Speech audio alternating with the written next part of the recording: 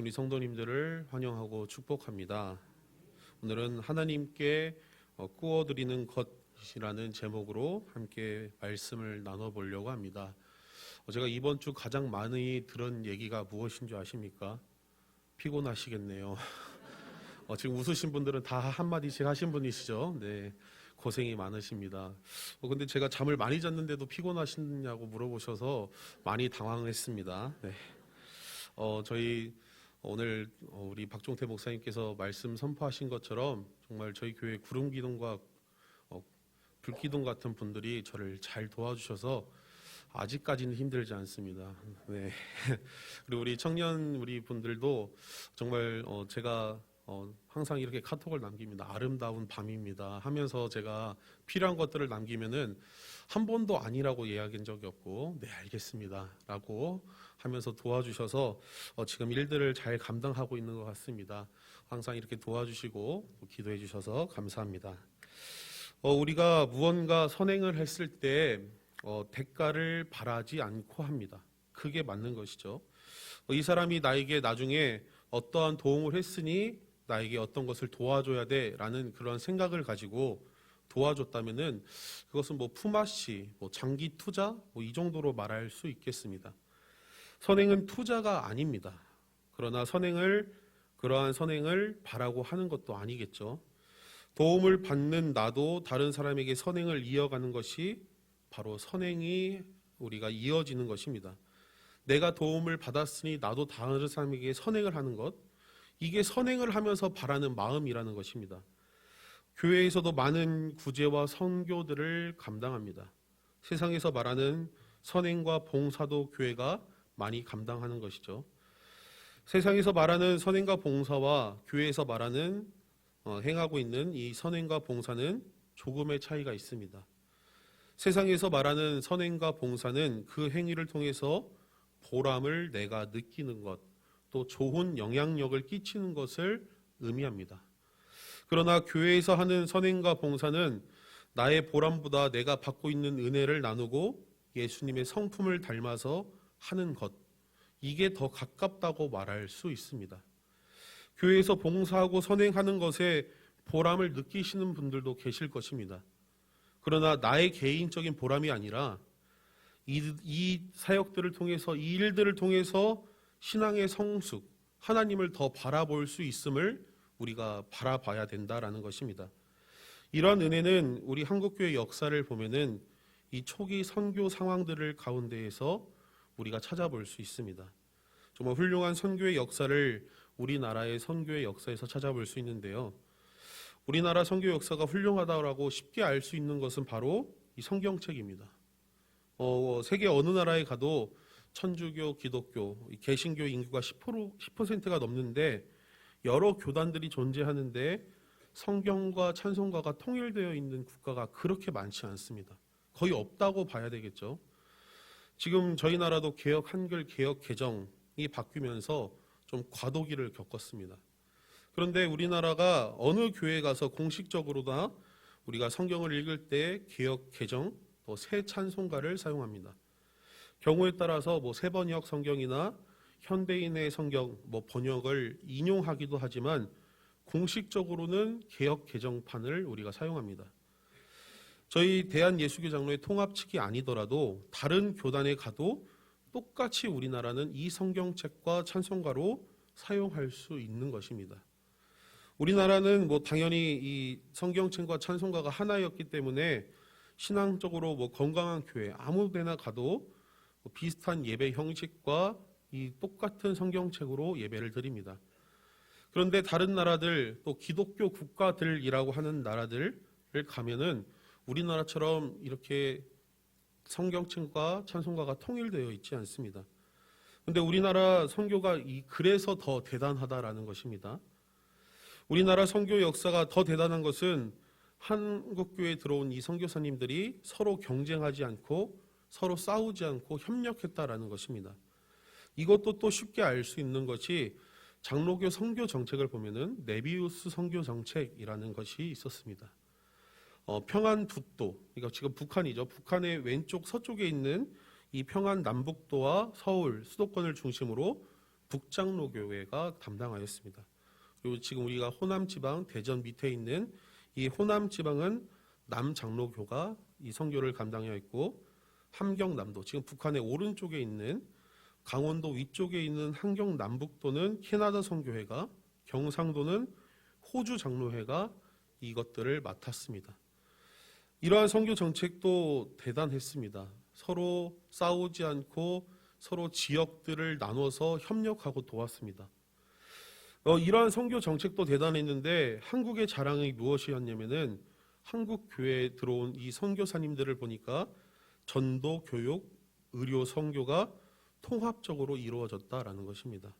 다시 말해서 복음을 전도하기 위해서 교육을 하고 복음을 전도하기 위해서 의료 선교를 하지 않았다라는 것입니다.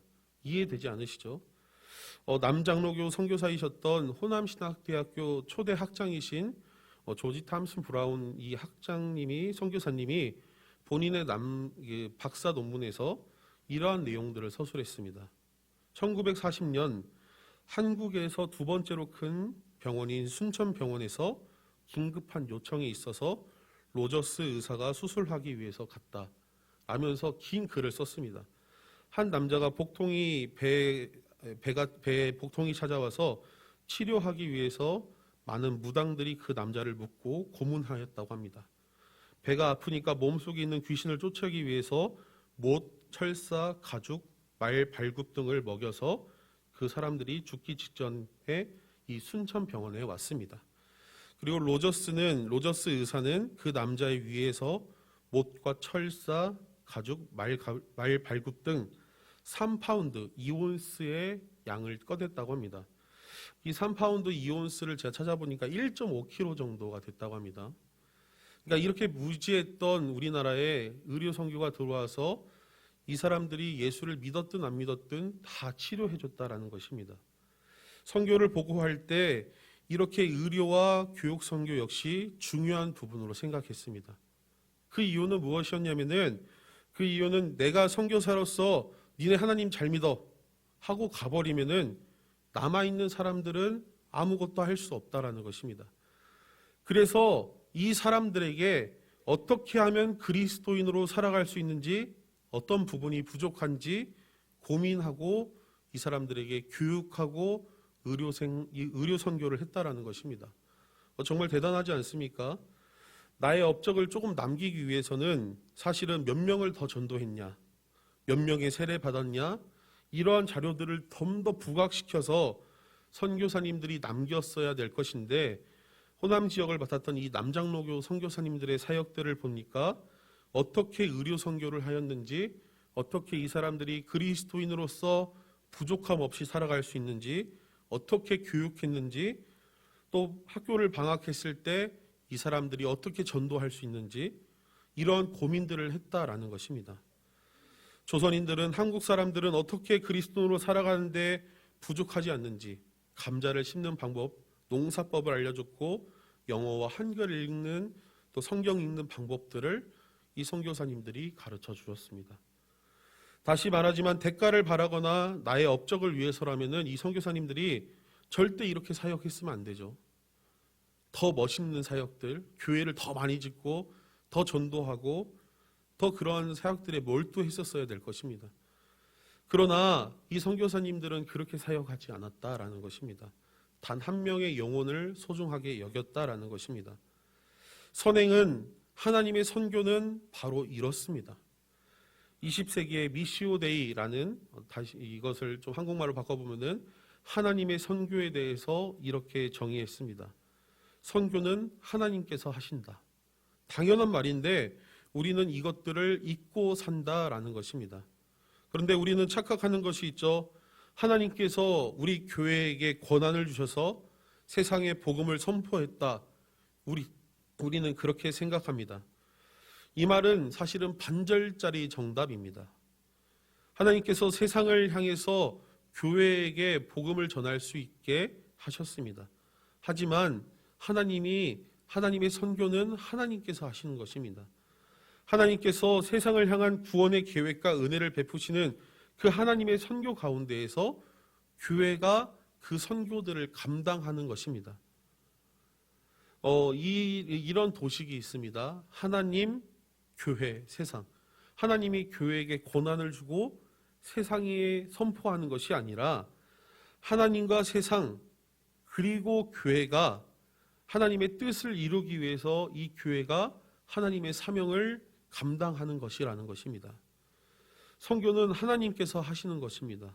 그 일에 우리가 참여하는 것이죠. 2009년도인가요? 배우 황정민 씨가 이러한 수상소감을 남겼습니다.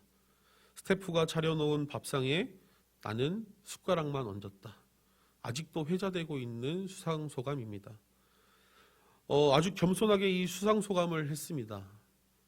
그런데 우리가 하나님의 선교라는 것은 교회가 숟가락 하나 챙겨서 얻는 것을 의미한다라는 것입니다. 그래서 우리는 하나님께서 하시는 그 은혜와 감동을 누리는 것입니다. 오늘 이 잠언 본문 말씀을 보면은 이러한 자들에게 하나님께서 주시는 은혜에 대해서 말씀하십니다. 우리 잠언 19장 17절 말씀 함께 좀 읽어보도록 하겠습니다. 다시 한번 읽어보겠습니다. 가난한 자를 불쌍히 여기는 것은 여호와께 구워드리는 것이니 그의 선행을 그에게 갚아주시리라. 아멘. 하나님께서 대신해서 드리는 이 손길을 하나님께 구워드리는 것, 하나님께서 갚아주신다라는 것입니다. 하나님께서는 우리가 대가 없이 하는 그 사역 가운데, 그 일 가운데 하나님께서 기억하여 주신다라는 것입니다. 마치 구워드린다라고 말씀하십니다. 이거 정말 가슴 떨리는 말 아닙니까? 하나님께서 우리에게 빌려 가신다라는 것입니다. 우리가 전능하신 하나님이라고 고백합니다. 전능하다고 고백하는 것은 무슨 의미를 담고 있습니까? 사실은 능치 못함이 없다라는 것이죠. 그런데 그러한 하나님께서 우리에게 빌려 가신다라는 것입니다. 성경 어느 곳을 보더라도 이러한 표현은 없습니다. 하나님께서 빌려 가신다, 하나님께 구매한다, 이런 얘기 한마디도 없습니다. 그런데 놀랍게도 하나님께서 하나님의 사역을 감당하는, 하나님의 일을 감당하는 사람에게는 나에게 빌려주신 것과 같다라고 성경은 말씀합니다. 그리고 그 빌려주신 것을 갚아주시겠다고 말씀하시는 것입니다.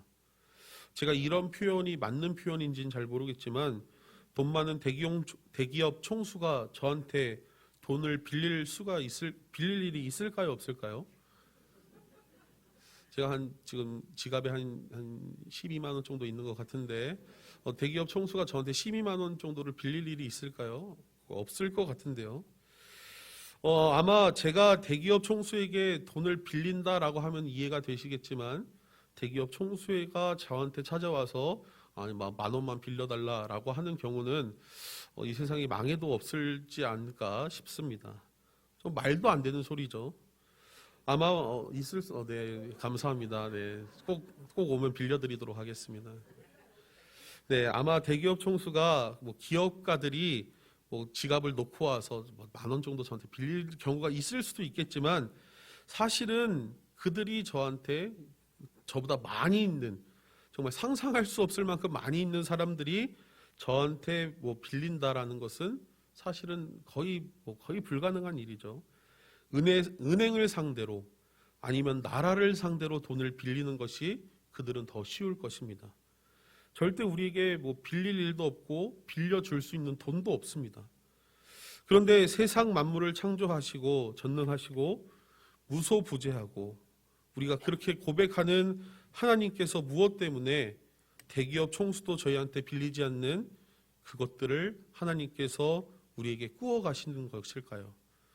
그것이야말로 복된 일이며 가장 하나님이 원하시는 일이시기 때문입니다. 하나님께 많이 구워드리는 삶을 사시고 하나님이 주시는 그 은혜의 이자를 누리며 사는 귀한 은혜가 우리 성도님들 가운데 있기를 소망합니다. 그런데 이런 하나님의 일들을 감당하다 보면은 인간적으로 지칠 때가 있습니다. 국내에서 사역하고 한국교회에서 사역하다 보면은 한 번씩 쉼도 가실 때가 있고 영적으로 충전할 수 있는 기회들이 많이 있습니다. 기도원을 가든지 수련회를 좀 하든지 영적으로 육적으로 충전할 수 있는 기회가 사실은 이 국내에 있으면 할 수 있는 경우가 많이 있습니다. 그런데 해외에서 선교하시는 선교사님들을 보면은 육적으로는 육체적으로는 신체적으로는 충전할 수 있는 기회가 있을지는 모르겠지만 사실 영적으로 힘을 받을 수 있는 기회는 사실 그렇게 많지 않다라는 소식들을 들었습니다. 박종태 목사님께서 한국에 머무시는 동안 영적으로 충전을 잘 할 수 있도록 기도해 주시기 바랍니다. 하나님의 일을 감당하다가 서운한 일이 있을 수도 있고 영적으로 충전되지 못하면은 그렇게 서럽고 지치고 짜증나는지 모릅니다. 국내에서도 저도 그런 경험을 했는데 해외 오지에서는 얼마나 더 하시겠습니까? 그렇게 서럽고 지치고 그러다 보면은 정말 온전히 그 사역들을 다 감당하지 못할 수도 있습니다. 저희가 이 선교지에서 힘듦을 온전히 다 이해하거나 알지는 못하겠지만 이 시간 또 하나님의 또 설교를 하나님께서 이 설교를 통해서 이 박종태 목사님께 영적으로 충전되고 또 우리 교회 성도님들이 또 기도로 또 함께 또 중보하여 주셔서 다시 선교지로 돌아가서 귀한 사역들을 잘 감당하고 남아 그 힘들을 다시 한 영혼들에게 쏟을 수 있게 해달라고 함께 기도해 주시며 섬겨 주시기 바랍니다. 이게 바로 하나님께 꾸어드리는 삶입니다. 담임 목사님께서 2달 동안 주일 설교를 누구에게 부탁을 할까 2월 달부터 저와 함께 고민을 했습니다. 고민하고 찾고 기도하고 찾아봤습니다. 그리고 그렇게 모신 분이 박종태 목사님이십니다. 저는 박종태 목사님을 모신 것이 하나님의 은혜라고 생각합니다. 담임 목사님 안식년 동안 우리가 하나님께 꾸어드릴 수 있는 기회라고 생각하시기 바랍니다. 저는 개인적으로 설교를 준비하면서 기도하면서 그런 마음을 주셨습니다. 온전히 하나님 각자 나에게 맡겨준 이 사명들을 통해서 우리가 하나님께 꾸어드리기 원합니다. 하나님 우리 교회 2달 동안 설교하러 오신 박종태 목사님 하나님 영적으로 우리가 하나님께 빌려드립니다. 하나님 꾸어드립니다. 영적으로 충전해 주십시오. 그런 기도가 간절히 나오더라고요. 우리 성도님들 각자 나에게 맡겨주신 하나님의 그 선교의 사명들을 잘 감당하여 주시고 그 가운데 하나님께 꾸어드리고 빌려드리는 그 가운데 하나님이 주신 놀라운 은혜를 맛보며 살아가기를 소망합니다. 이 시간 함께 우리 충만 함께 찬양하시면서